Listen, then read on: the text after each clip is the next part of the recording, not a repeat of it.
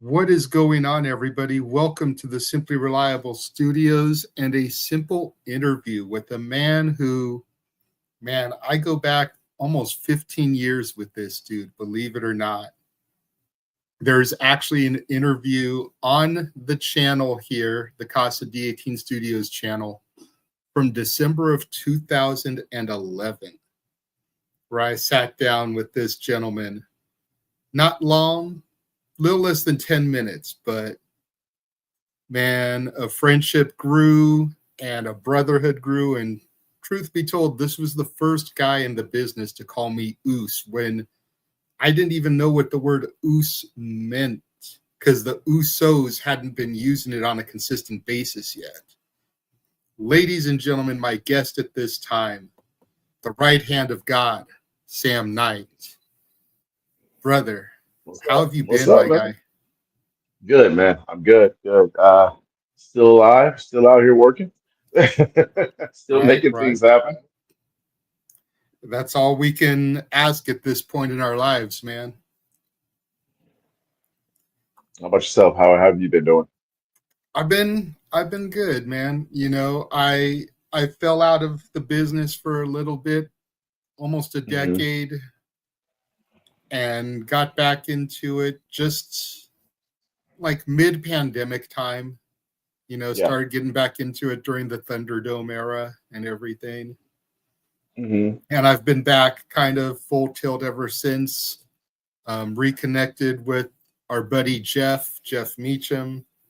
Well, Hmm. never really stopped connecting with him, but kind of got back into the wrestling things with him. And it's just kind of grown into this conglomerate, if you will. We've brought in a bunch of other friends who have their own channels and formed this Simply Reliable Studios. And we're starting to make some moves after a few years of, getting the ground running. But we're not here to talk about me today. We're here to talk about you, my man, and we'll build up to it. But earlier this year, you announced your last ride. You're hanging the boots up, much like John Cena is, much like Tanahashi is. A lot of people hanging up their boots this year, and you decided to jump on that wagon. We'll get to that, but we want to go back to the beginning. And we want to talk about Sam Knight and his love for professional wrestling. When did you first discover professional wrestling? Um, that's a twofold question. The first part I'd say it was I was young. It's like maybe 8, 9, and I remember seeing the Fox 11 used to have wrestling on the afternoons. Like I remember seeing the Undertaker's parlor. Yeah, I yeah. remember they said that ominous green color in the background. And if there's any younger listeners, I advise you to go on YouTube and look that up. It was actually really really good stuff. Um, but it was then that I was just like, oh, this is kind of cool. But I think what really did it for me, I was 12. The Royal Rumble '99. I had traded um, a Final Fantasy game, Final Fantasy for the PS1.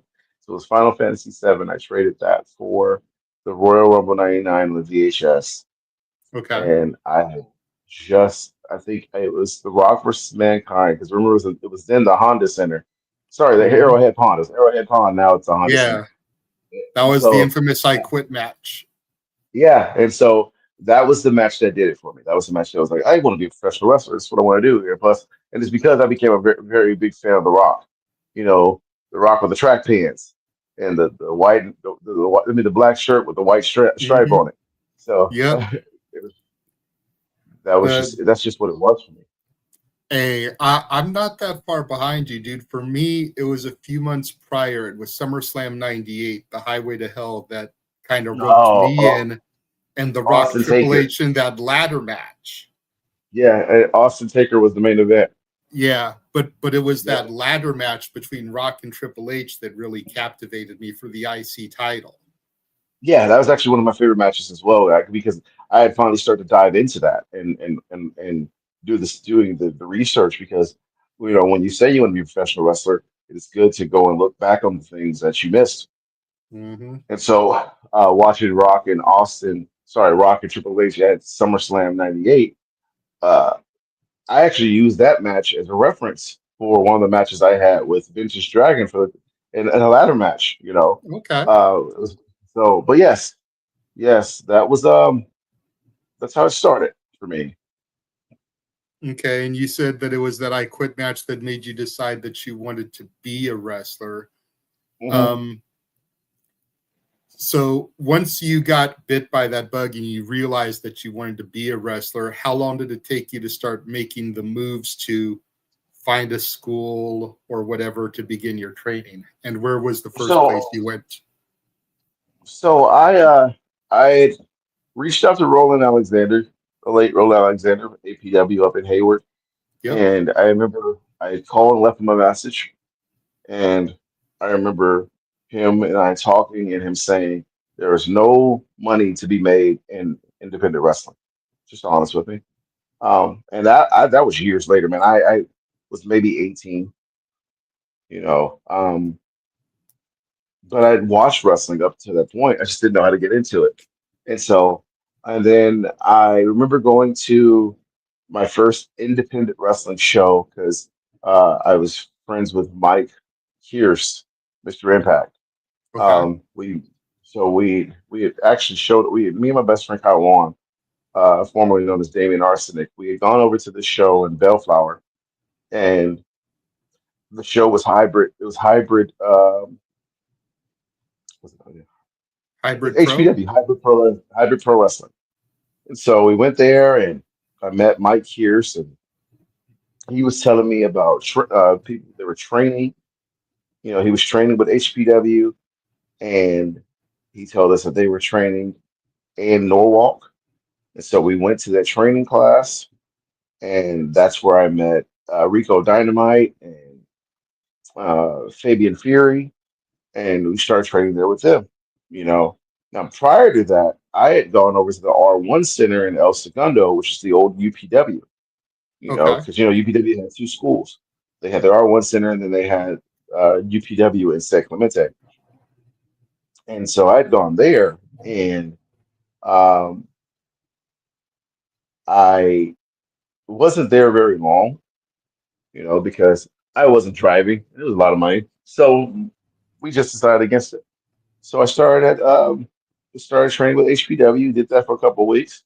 And then after that was done, Joey, Chaos, Supreme, Angel, Jezebel, Mongol, they all came in one weekend and they never left. And that's when the Santino Brothers Wrestling Academy started. And I'm part of the Okay. first class. And it took off from there. Uh, Started training officially there. And oh God, I couldn't tell you the years because it's so long ago. Um, Then I ended up getting cut from the school because let's face it, I didn't take it serious. I wanted to do all the cool stuff I saw on television, but I didn't want to commit myself to it. You know what I mean? Much like it was when I Mhm. played football. It's like, you know, football practice sucked, but games, you know, I just wanted all that. Right. So got cut from there, and then I ended up getting, I ended up going to train at the Alternative Wrestling School, AWS, Right. with Our with with Johnny Paradise, and Johnny Paradise had multiple people who would come in there and train, like the Ballards, and you had Human Tornado who was always there. Like SoCal independent legends would pop through that little garage parking lot area. So Oh yeah. you know I Bart's remember. place was jumping, man. Yeah, yeah. AWS was the place to be around that time, and I remember me and Mr. Impact and Axe Hammer would pile into that little bitty car, and we'd go train, and it got to a point where I just needed something more. It just I felt off, and I felt like I was unwanted, and I felt like I didn't fit in, and so left AWS, and then I trained at Knox Pro. Okay. And and that's Rikishi's that's school, right? yeah, that's Kishi School, and that's where it clicked. Like it's funny because Knox Pro never got away from me. Like one of my best friends, who is one of my uh, favorite on-screen personalities, we we're still friends because of that school. You know, Okay. so learned a lot from Knox, and that's how I became the Sam Knight guy I am now. Like that's how the character thrived almost 20 years later. So Okay. So yeah, we're talking year wise, we're talking around 0809, all this happening, right? so yeah, about 08, 09, Okay. I was already wrestling on like wrestling the Lucha Pro scene. Um, I had jumped into trying to get to the independents, Hmm. like the more the local independents. Like I hadn't even broken the new, not new, it broken to Battleground yet Okay. when I got ready to start training at Knox. Okay. So um, I think it was like shy. Like what year did we meet? 10. So 2010 is when we met. So maybe end of '09, early 2010 is when I finally like started training officially at Knox Pro. And It had to have been later because we spent half the year gone. yeah. You guys have the We Hogan were tour. no, we were kicked out Oh, okay, yeah. from So we were okay, homeless. I'm wrong. So like it was the later part of 10. Here it is, later part of 9 when I end up going to their Knox Pro year one That train was right when we got kicked out. training camp. That was the day we got kicked And out. and Rikishi was like, "Welcome to Hollywood." I lost you. I can't hear you, bro.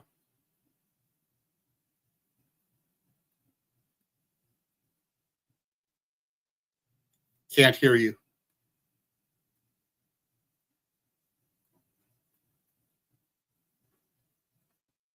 Still can't hear you.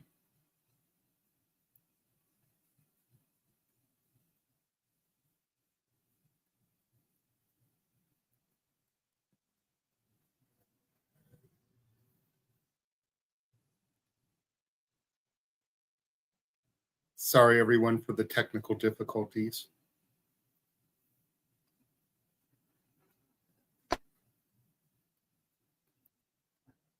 I heard something say How about now? something. Yeah, there we go. There we go. All right, there we go. Sorry about that. I had a call trying to come in as I was talking to you. Forgive me. But yeah, Uh, later part of 2010, I started officially training, okay. What and there was was it that. about Rikishi's school and approach that you think really made it click for you? Is it because he was kind of a legend in the business with television experience, whereas some of the other guys Yes. you were training under, were kind of local legends, but they didn't really get Yep. to the dance? So yes, that's exactly what it was. It was. I knew that going to Knox Pro was going to get eyes on me, as opposed to Mhm. me just wrestling under local legends. And there's nothing against them, like because a lot of them were getting picked up for extra spots and stuff like that. But Right. I went to a place that, it was like homegrown talent that was actually getting looked at.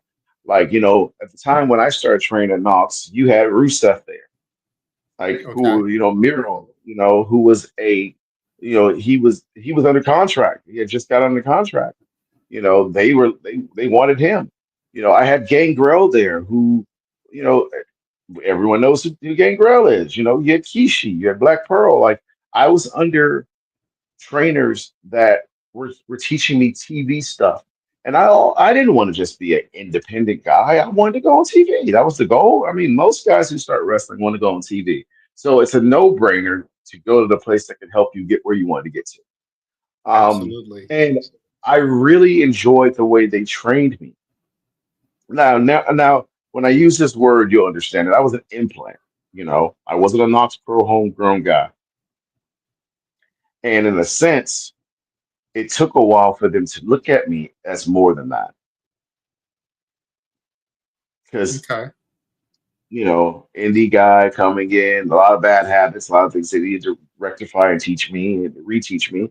Mhm. But because I went in with an open mind and I was ready to work, I learned so much from them, and uh, that's what made me good. So Okay. And then going from Knox Pro, what was the first, I don't know, first company that really kind of gave Sam Knight a chance? Was it Battleground?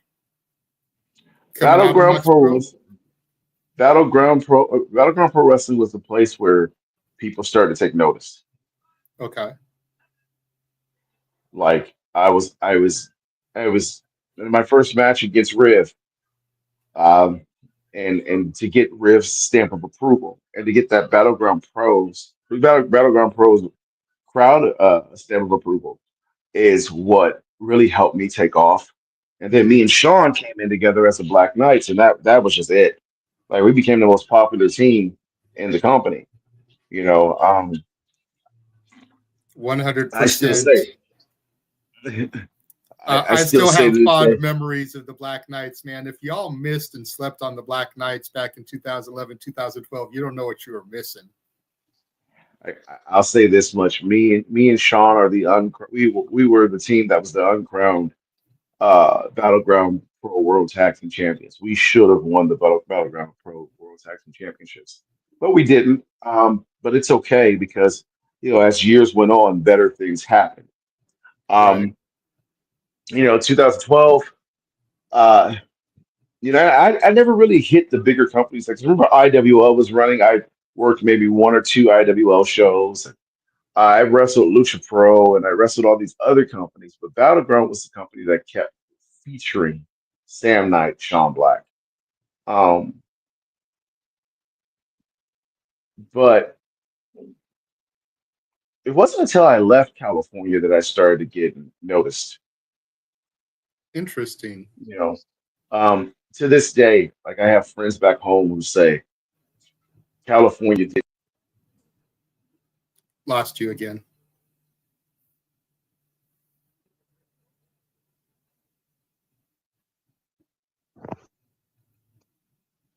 I think had I stayed in California, it would have. Leaving was right, I but returning was key. Yeah, like Shiloh just said, because Shiloh's out here visiting me because we're working a show together this weekend. He said, "You made the right decision to leave.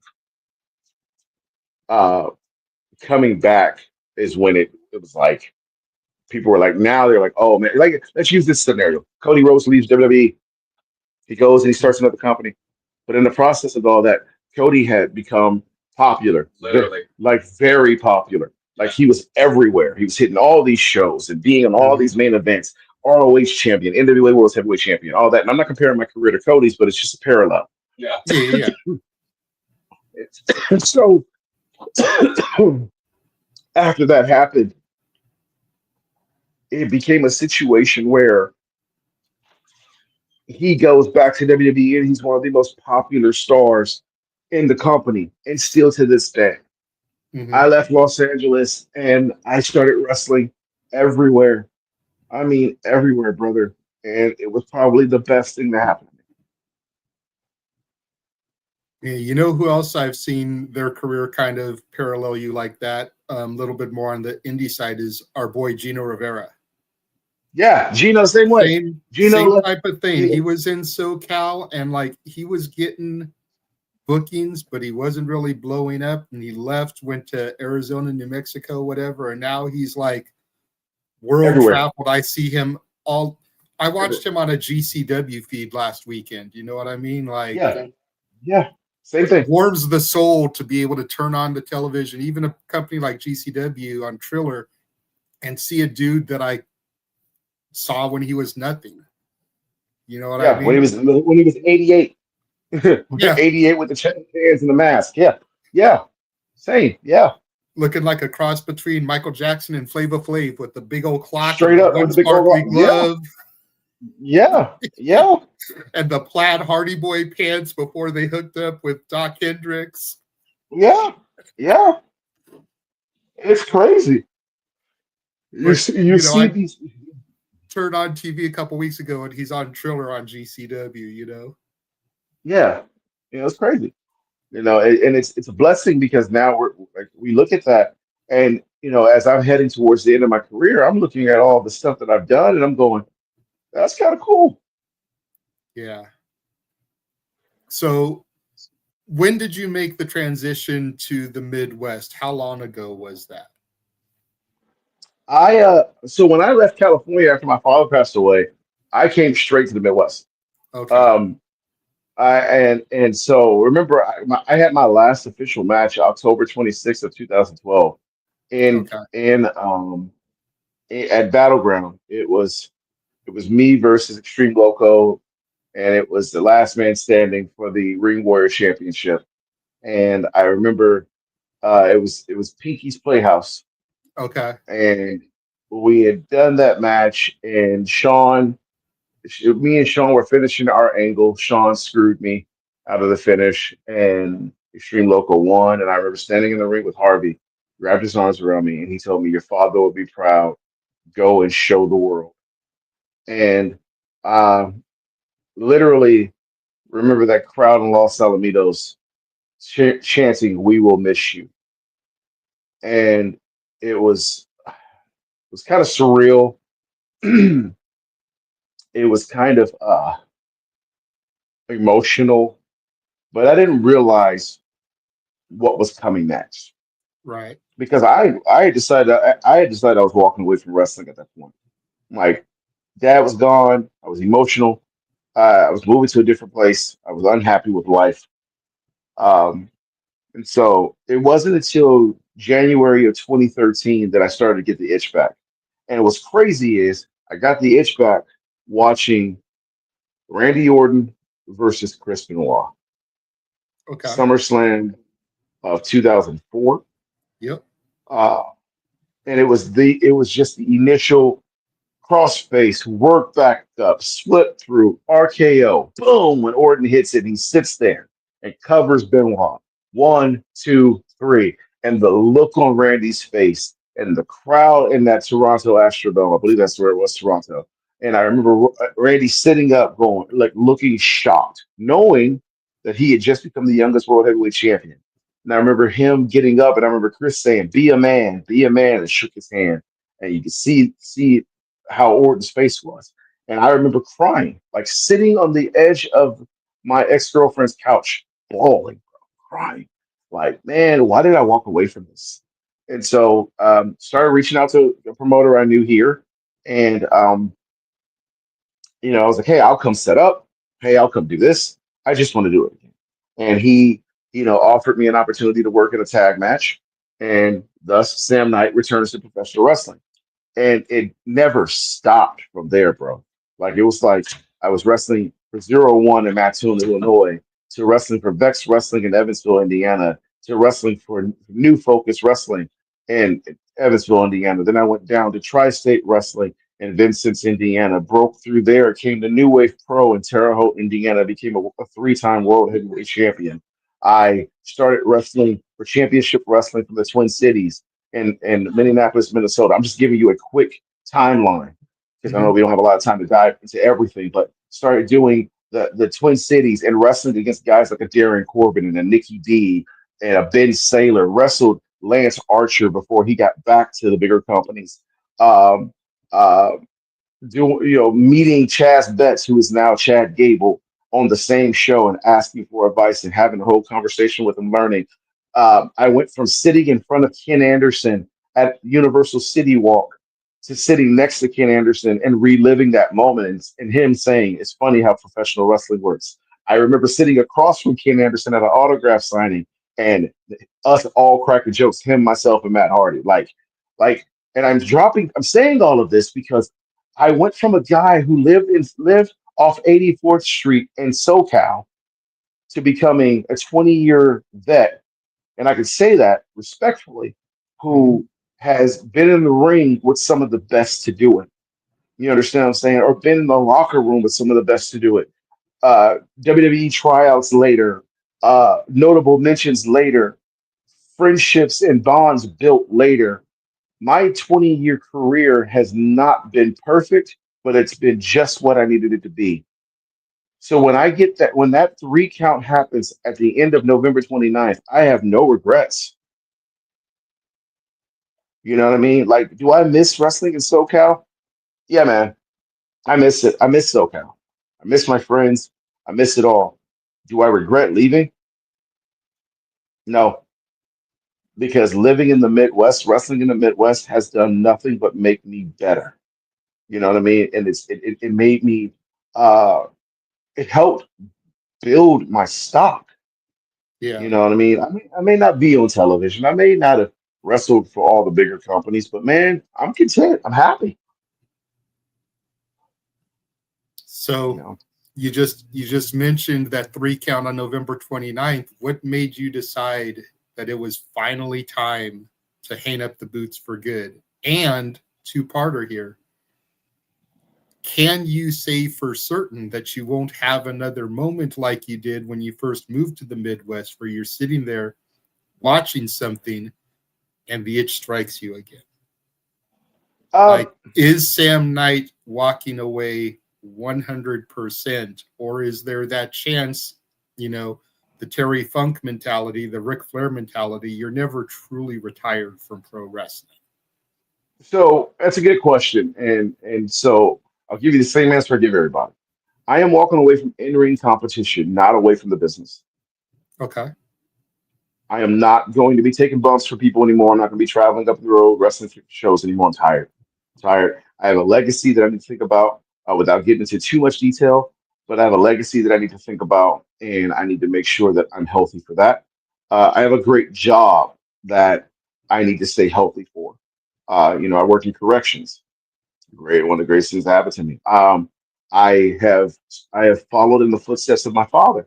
I'm in Bible school now. So that's another thing. Like if people who knew my dad was a preacher, following in that. You never say never. Um, Shiloh and I were sitting and talking about a couple nights ago. He's like, man, what about 5, 10 years from now, man? He's like, you can come back and have one of the greatest runs you've ever had. And I'm like, you're not wrong, but I'm not going to say yes. Not right now. I mean, I believe that walking away from professional wrestling right now, especially at 20 years, it's time. It makes sense to be done at year 20. And, you know, without, unselfishly walking away now is it's great because I'm walking away with my body intact. Okay. I'm not walking away because I have to. I'm walking away because like, yeah, yeah, we got other things we want to do right now. I don't want to just be Sam. I want people to know Isaac. Like, like I want to be Isaac. I want to be Isaac that's a father. Isaac's that's a correctional officer. Isaac that's a pastor. Like I want to be Isaac. Like you remember when people used to see Uncle Ike at wrestling Mm-hmm. shows? Yeah. Mm-hmm. So like I like the idea of people being able to see that side of me. And but don't get it twisted. I will be traveling and doing seminars. I will be traveling and holding camps because I've already been asked to do it. There's a school that somebody wants me to run, next year. Like there are a lot of things that are coming down the pipeline. And if I'm shooting with you from the hip, like you never fully walk away from professional wrestling when you're done. But you have got to be a man of your word or a woman of your word. If you say you're done, don't come back 2 weeks later, 6 months later. Right. You know, um, I have way too much stuff going on to think about being a professional wrestler after I'm done. Is it going to be hard? Not as much because I've already started to separate myself away from it. Um, am I going to miss it? Yes. Yes. Is it going to feel like I'm withdrawing from it? Yes, it is. But I'm a different man now, man. I've grown up a bit. And so I know that now it's time to focus on the more important things. That's fair enough, man. I mean, if if we don't grow and mature after 10, 15, 20 years, then what are we doing with our lives? Yeah, exactly.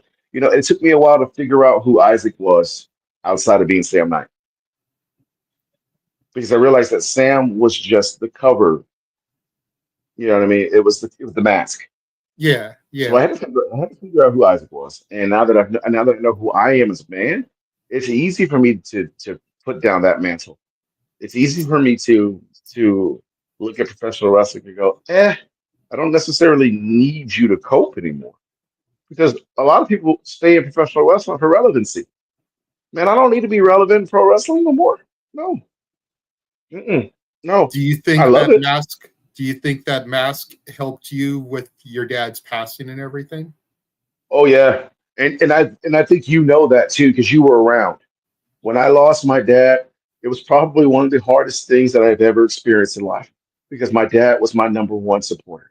Yeah, He was my favorite. He was my number one fan. You know what's crazy? I tell everybody, like, my daddy didn't even like me as a wrestler, but he was there. like yeah, like my dad's favorite wrestler, one of them is sitting to the right of me right now. Like, right you know on. what I mean? Like he would be at the shows and he would cheer for him over cheering for me. And it was like, I was like, good rib, Pop. You know what I mean? Good rib.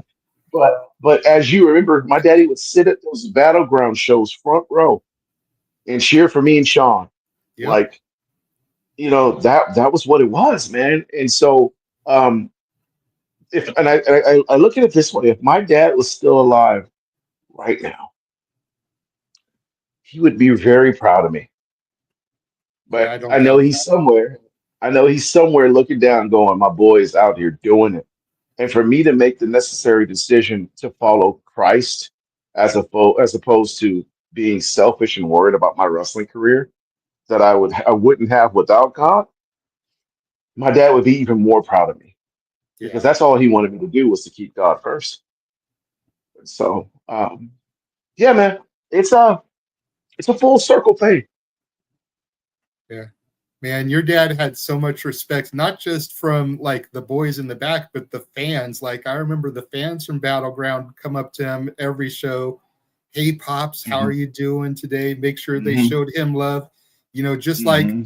Just like the tradition of going through and shaking the hands of the talent, introducing yourself. Like people would come up to Pops and introduce him like he was part of the crew or something. Yeah. Well, and the thing was, my dad didn't take that for granted.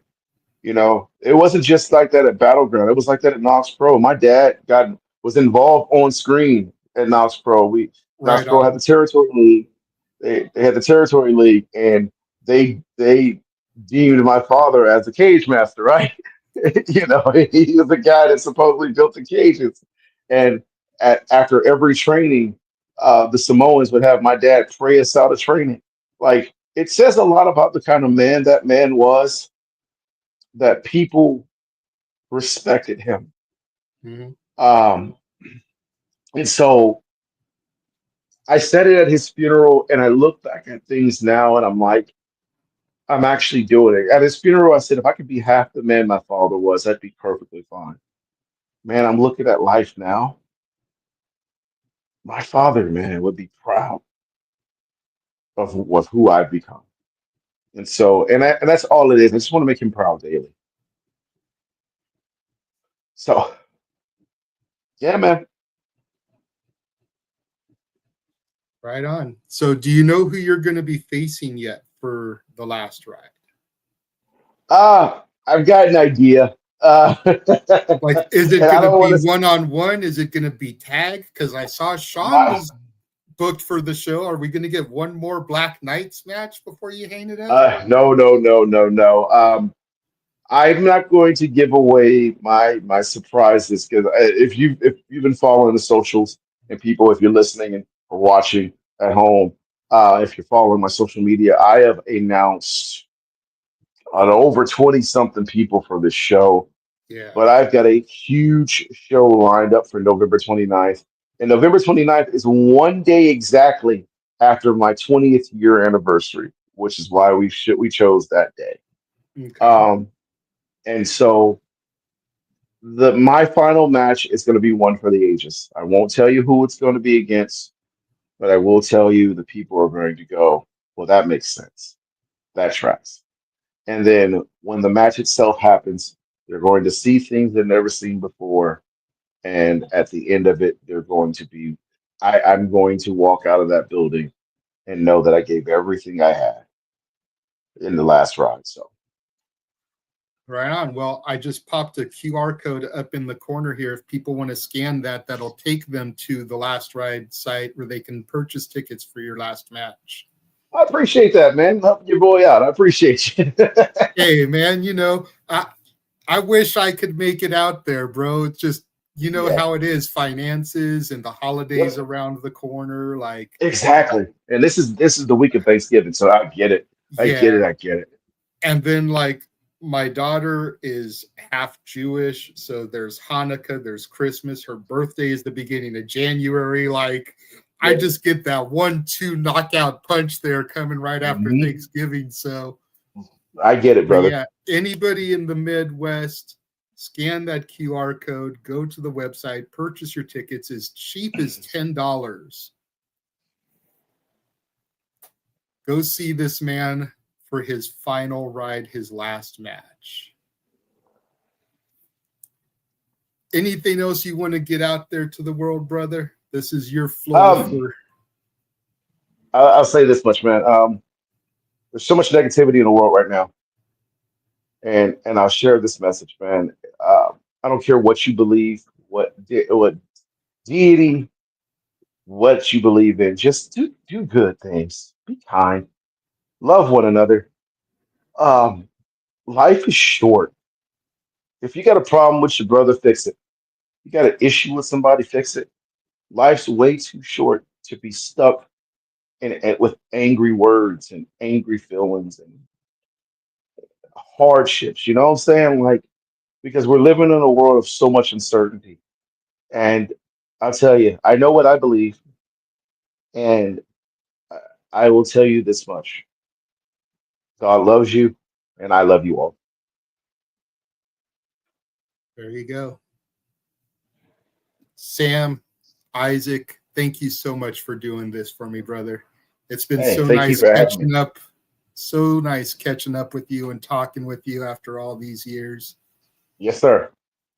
I do know that a couple of people that I know in the Midwest are looking to make a journey. I'm not dropping any names, but I know a couple people out that way are looking to be there, at least to kind of represent for me for your final match. So hopefully that comes through on their end.